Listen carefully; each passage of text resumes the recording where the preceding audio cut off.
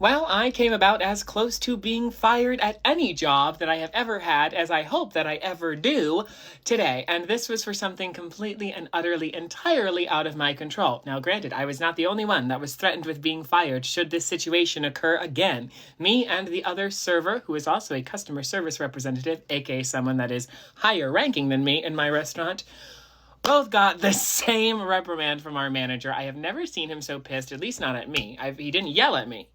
But I was told very sternly, if that ever happens again, you will be fired. You will lose your job if that happens again, period.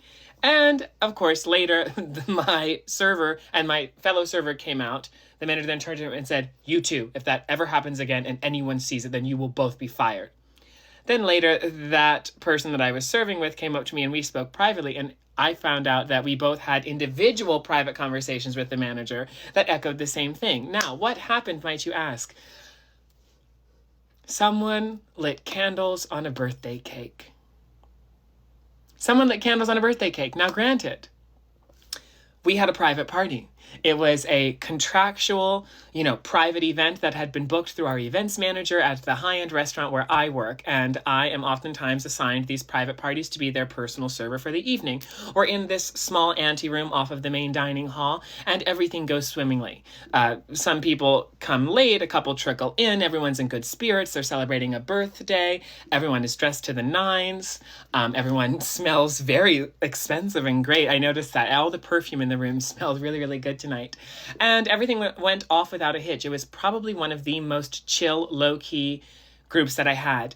They even brought their own dessert, which saved us a lot of time. They still wanted small little individual slices of chocolate cake from our dessert station, but they had a birthday cake that they brought in from a bakery for the birthday boy.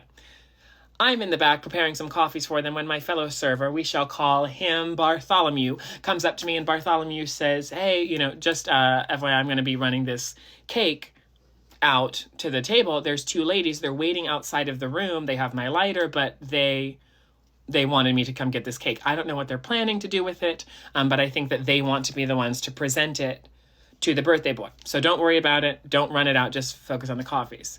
Well, we ended up switching. Bartholomew went to the coffees, and I thought, I'll take the cake and I'll bring it to the ladies. I bring it to the ladies. I hand it off. They're like, thank you so much for bringing it from the fridge. One woman's holding it. The other one's sort of fixing and adjusting things.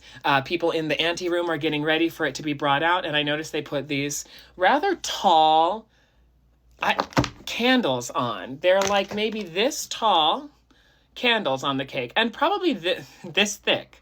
And there's, I think, two of them or three of them. They then bring the cake into the room. The candles are not lit. Bartholomew and I are standing there watching, and they are trying to figure out, are we going to film it? We need to sing. Some people start singing. No, don't sing yet. We haven't lit the candles. This. Everyone get your phones out. It's a whole production.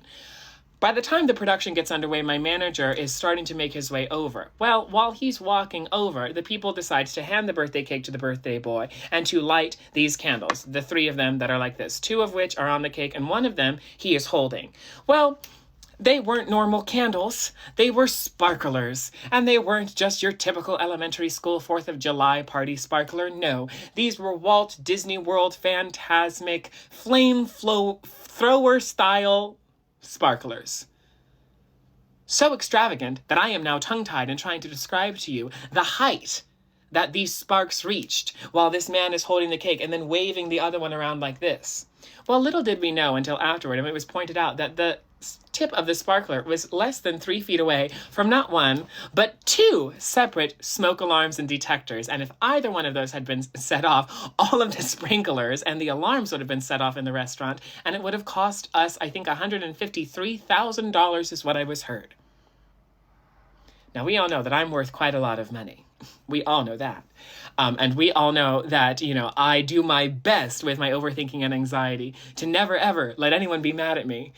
And while I totally understand, even though I am an anti-capitalist, that $153,000 is a lot, even if you are a multi-million or billion-dollar international corporation, I did not know that they were sparklers. How am I supposed to know if someone lights a birthday candle that it is going to become a flamethrower? Also, what do you want me to do? I did turn to when the sparklers came, my manager walked into the doorway, and I turned to him and I was like, do I need to get the fire extinguisher? Kind of jokingly. And he didn't say anything.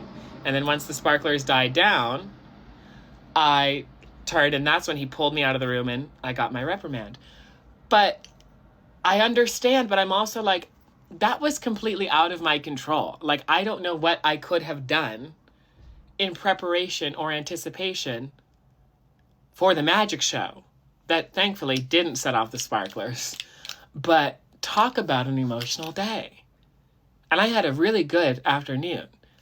But damn, both me and Bartholomew were kind of afterward a little bit, at least I felt definitely a little bit shaken and, oh shit, like, okay. Granted, I hope that doesn't happen again, but that is largely something that is completely and entirely... I mean, I guess I can ask every single patron that brings in their own birthday candles if these are sparklers, which is what I will be doing from now on. But I really need a job and I don't want to lose it.